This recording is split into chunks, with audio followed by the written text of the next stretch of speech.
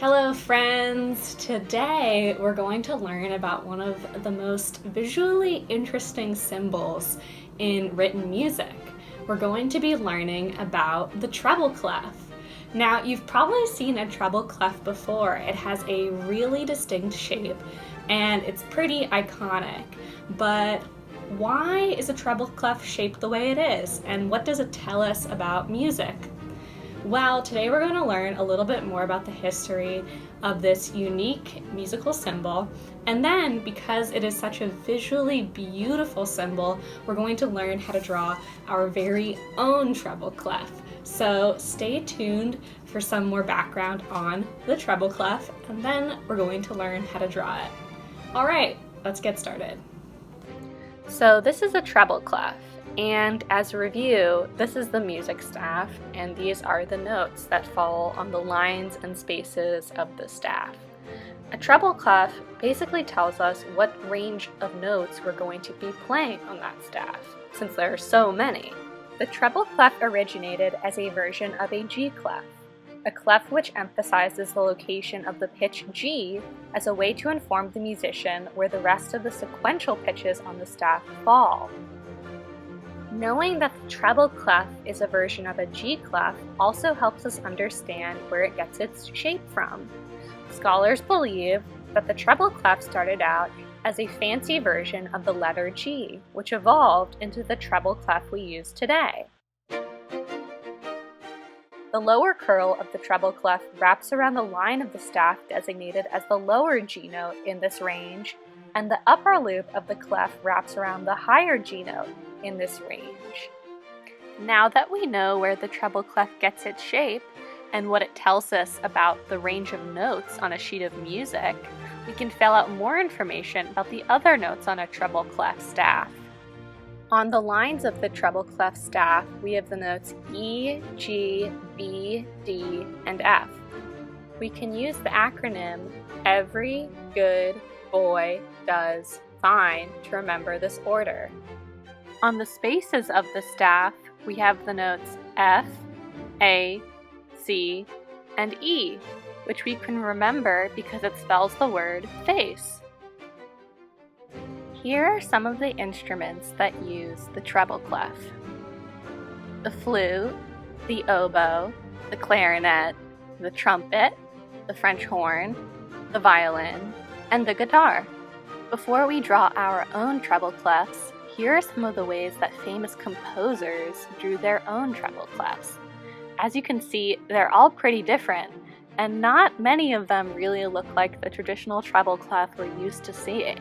So, as you draw your own treble clef, don't put too much pressure on yourself to make it look perfect. It's a tricky shape to master, but if the masters can draw it their own way, so can you. So, now that we know a little bit more about the use of the treble clef and its history, we're going to draw our very own treble clefs. So, make sure you have a piece of paper and a pencil and an eraser, and we can get started. To follow along with our drawing tutorial, you can use this detailed guide on how to draw your own treble clef, which we will link below. Let's get ready to draw our own treble clef. As you can see, I've already drawn 5 equally spaced lines to represent my music staff. I'm also going to point out where the G's fall on this treble clef staff. This is important because we're going to want to make sure that when we draw our treble clef, it's highlighting these spots correctly. So, the first thing that I want to do when I'm getting ready to draw my treble clef is to give myself some guides to work with because this shape is really complicated. So I'm going to draw a small circle that starts at the middle line of my staff and extends below across the second line into the first space just a little bit. This is going to help me draw my first curve of my treble clef. Then I'm going to draw a second larger circle around it. This circle is going to touch the bottom line, and it's going to extend into the third space about halfway. It's going to be positioned slightly off-center of our smaller inner circle. These don't have to be perfect circles, but they're there to give you a reference. So then I'll draw a sort of rough diagonal line that's going to be the guide for the straightest part of my treble clef. And that will come in handy later. Okay, so now I'm going to start drawing the actual form of my treble clef. We'll start at that inner curve, and in one continuous line actually, we're going to draw the whole shape of the treble clef. So, starting here, I'm going to take my inner circle, and below the second line, I'm going to begin my first curve, just following that small circle that I've drawn there to use as a guide.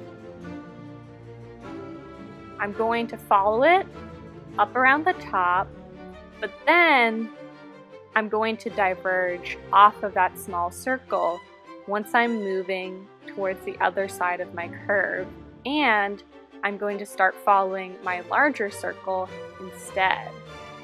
You're basically making a spiral. And so I'll follow that curve up, tracing that circle.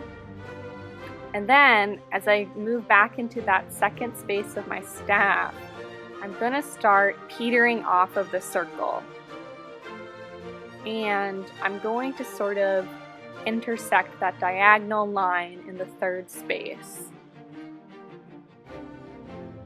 Once I've done that, I'm going to start moving my curve up and into the upper G note space of my staff. And you can give this sort of a curved shape or more of a loop shape, and I'm giving it sort of more of a pointed shape at the top. This part is just one straight line that we're going to draw from the top of the staff to below the staff. So this is the easiest part because you don't have to think about drawing any ornate curves. Sometimes these lines are positioned at a different angle, but this one's going to be a bit of a diagonal. So then once I've drawn that straight line, I'm just going to make a little curly Q at the bottom.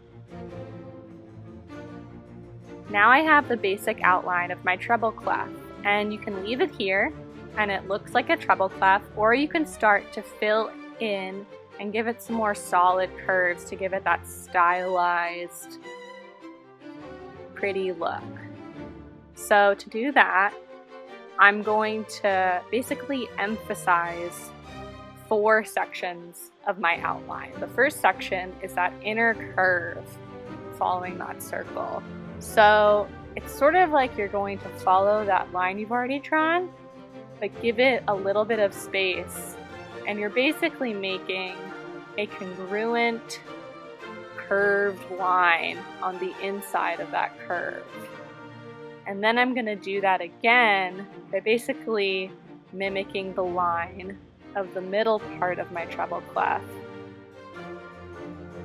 And then I'm going to do it again at the top and give it that little sort of peak shape. It's mostly on the left side that it kind of flares out.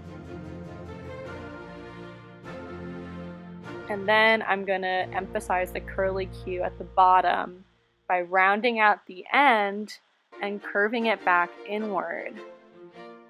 And now that I've got this all outlined, I'm going to fill it in. I'm going to take my pencil and shade in those solid areas and sort of give it some touch-ups and erase the extra lines. And that's my treble clef.